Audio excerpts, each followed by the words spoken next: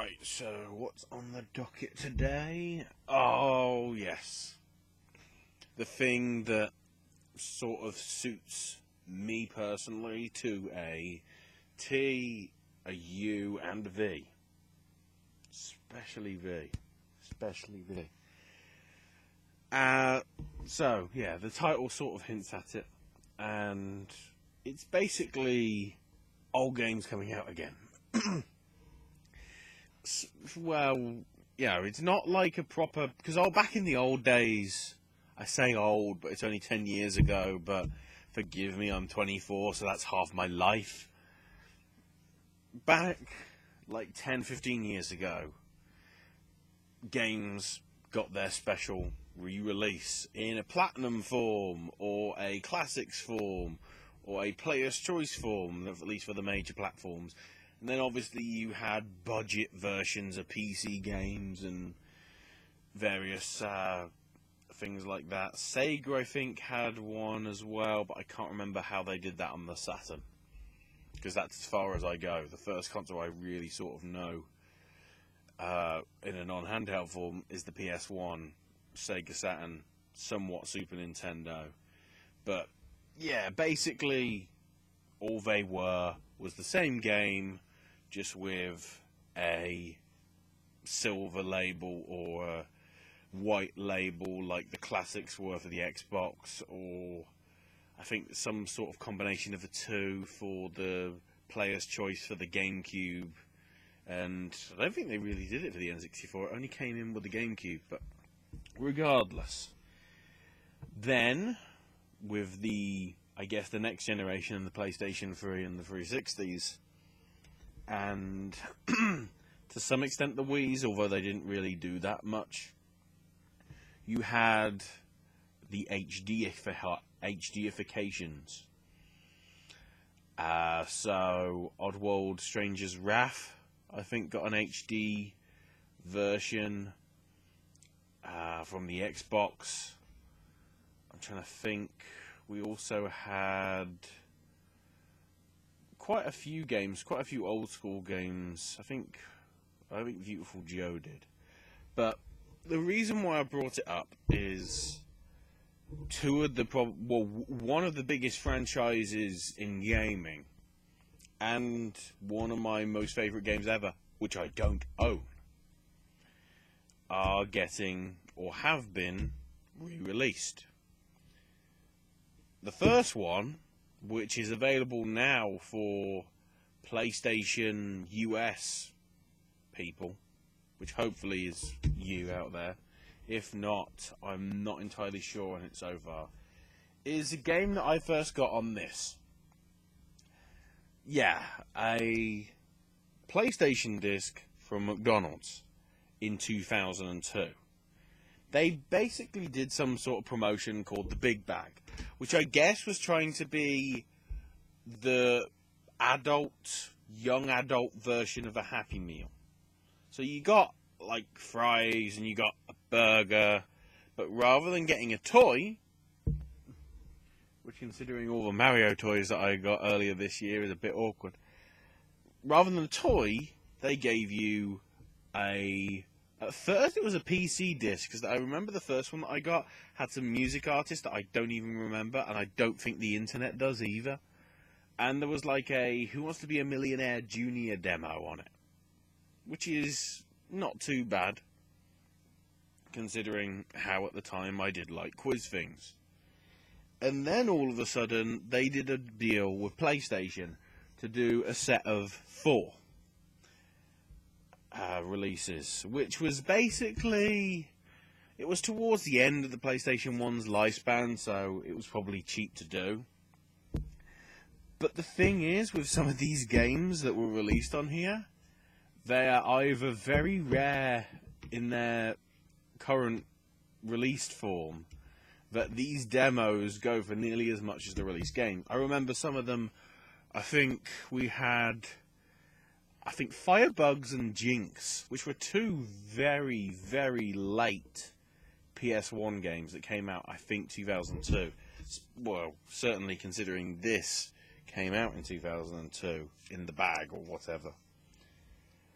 And there were some classics that are pretty common to get, like Gran Turismo 2 and Wipeout 3, especially on this one. But then you also had, and this is an irony as well, on this disc as well, is Alfred Chicken, which was, I believe, a Super Nintendo game. I don't know whether it got that wide a release over here, it may not have. But the only way that I can experience Alfred Chicken is via this demo. I look for it, but it just is a bit too pricey on the eBays and the Amazons and all that. And then we get to Vib Ribbon, which is even more expensive. And I know Kadikarus has put out a video which sort of tells you when I'm recording this, so apologies for the delay, Sir Owen. But it just so happened that Fate brought it up because he did a review on it because it came out in America. Because it only apparently had a release in Japan and Europe in 2000 and never had a release in the US. So all the time I was saying to all my American friends, you've got to play Vib Ribbon, they were going, what's Vib Ribbon? They were having to import it in or have a disable, I guess, the lockout chip on their PS1 or the lockout chip that's put in or whatever. Or the whatever. The only way people could play it was importing a console and importing the game. Previously, apparently. Until they announced that after rumours of it for about 5 years, they were finally bringing it to the PlayStation Network. I think only for PS3 at the minute, as it's acting as a PS1 classic. But I think it might also be shareable via PlayStation TV. I don't know, you'll have to look into that yourself. But it's a rhythm game that's very simplistic. Kadikarus' review will tell you a lot more about it. But I really love it, and as soon as I heard that it was coming out, it was more incentive for me to pick up a PS3, because as I've said before, I do not, despite the fact I own a few PS3 games and a few 360 games and a few Wii games, I have none of the three. I have a Blu-ray or two. I don't have a Blu-ray player. The only reason I got them is one was by accident and the other was that's the only way I'm going to get it so cheap because the price is going to go whoosh. And that's happened also quite a lot with a few of the other games. Ico and Shadow of the Colossus came out in HD form. All of a sudden, the retail value of the original PS2 ones rocketed up in price. I'm trying to think of other ones. I think Resident Evil is coming out in an HD form soon, and I'm trying to think of some of the other games back in the... I guess Resident Evil 4, the Wii version, was different to the rest. Only slightly, but it certainly was an overhaul from apparently what everybody else got. But there's a load of examples like that when it was all about, I guess, sort of not really reimagining them, but either re-releasing them or making them HD. That was the thing. And then, arguably, it only became fashionable earlier this year for the title of Remastered. There probably was other titles that were remastered that I can't think of. Arguably, Tomb Raider Anniversary was a remastered version of the original Tomb Raider when it came out for PC and PS2 and Xbox, and I don't know whether it came out 360. I don't think so. It might have done via the PlayStation Network, possibly. But yeah, remastering. It got massive because of The Last of Us, because those people with a 360, didn't get the PS3, so missed out on probably the game of the last generation of consoles, which was The Last of Us.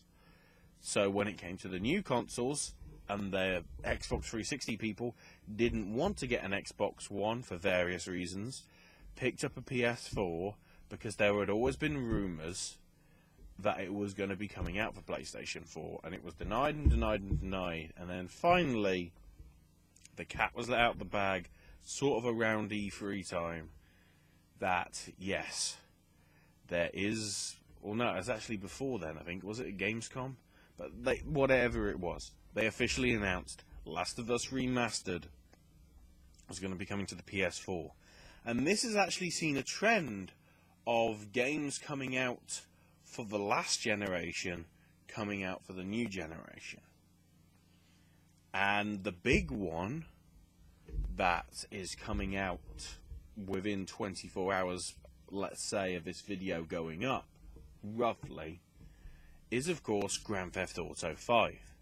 It's getting perks and add-ons for people that have previously bought the game, but it's also getting enhancements that perhaps people that didn't want to get it because they were expecting a next-gen version are now going to get rewarded with first-person view and new story, because there's stuff that involved the aliens I don't remember ever being in GTA 5 from what I've seen from gameplay walkthroughs. There's new stuff in that trailer, which is probably hearkening to updates that are still to come for both last gen and next gen. And arguably another remastering that came out just this past week was The Binding of Isaac Rebirth for the PC, and I think it also has had a PS4 release. I believe it's one of the PlayStation Plus games that you can get for free, which I am massively, massively jealous of already, and is now making me wonder why I shouldn't buy a PS4 just so I can get PlayStation Plus and just so I can play Binding of Isaac Rebirth. If you haven't seen Binding of Isaac, it's it's very Zelda inspired in terms of the dungeons. You go through the dungeons, you are Isaac, you've got to kill all these other monsters, and then in the end kill your mother because she's about to kill you, following the writings of the Bible sort of basic story.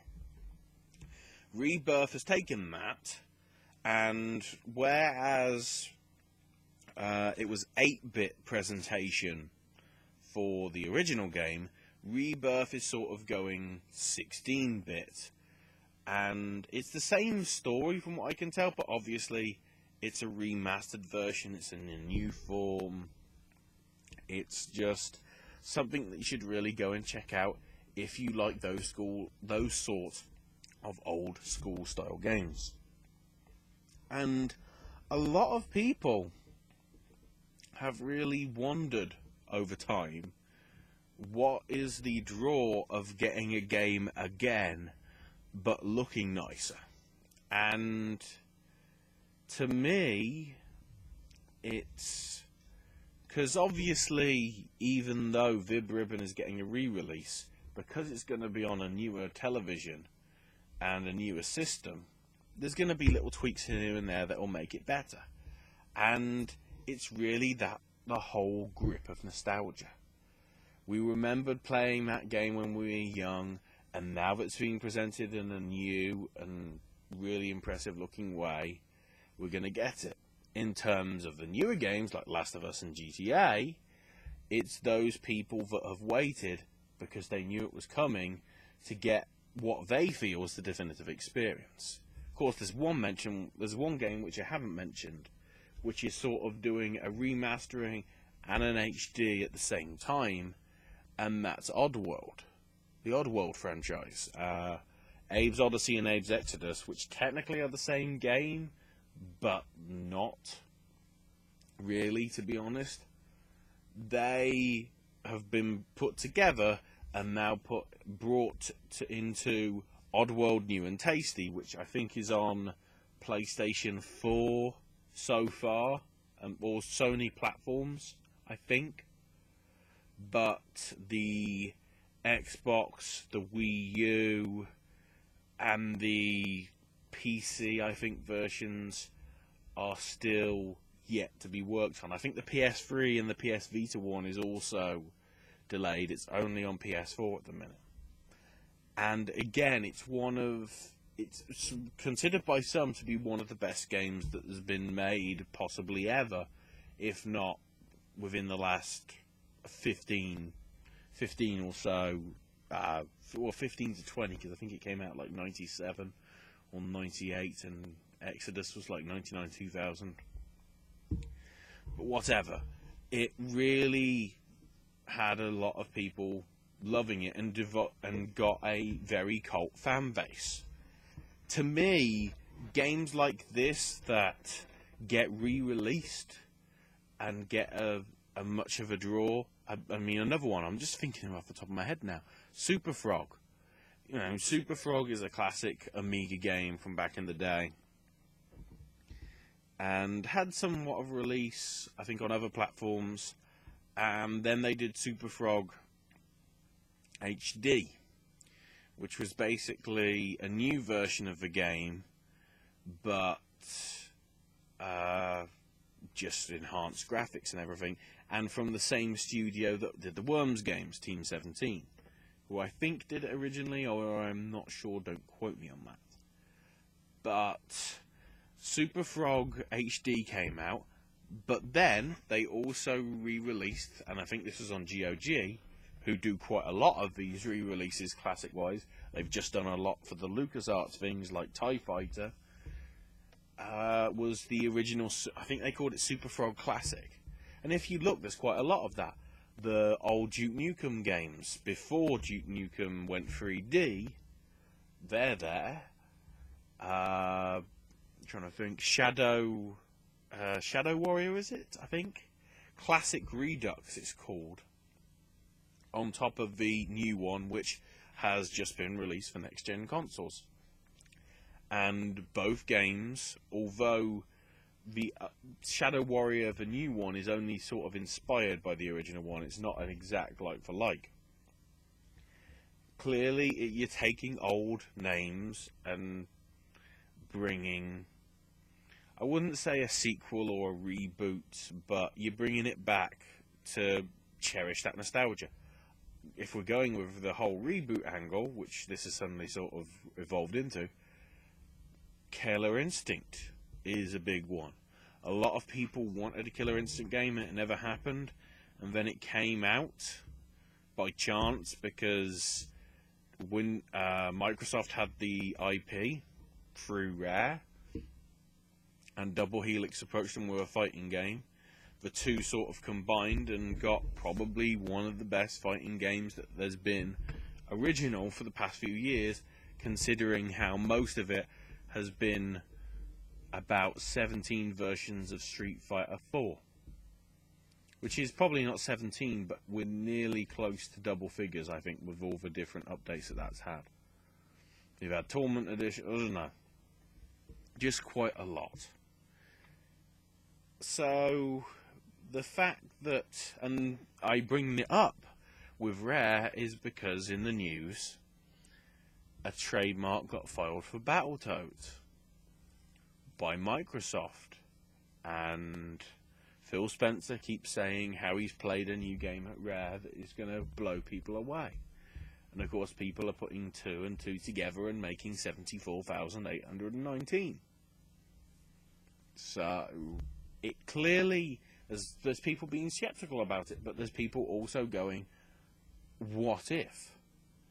And in essence, that's what all these HDFI'd, remastered, re-releases have always been. What if all these newer games really aren't that good? Well, in terms of the classic ones, what if all these newer games aren't really that good? Or, in the case of games from the last few years, like GTA or Last of Us, what if we took something that was really good and through the relaxation of constraints that we have because we're on a higher powered console, what if we could give you an even better experience? Either way, people are going to lap it up.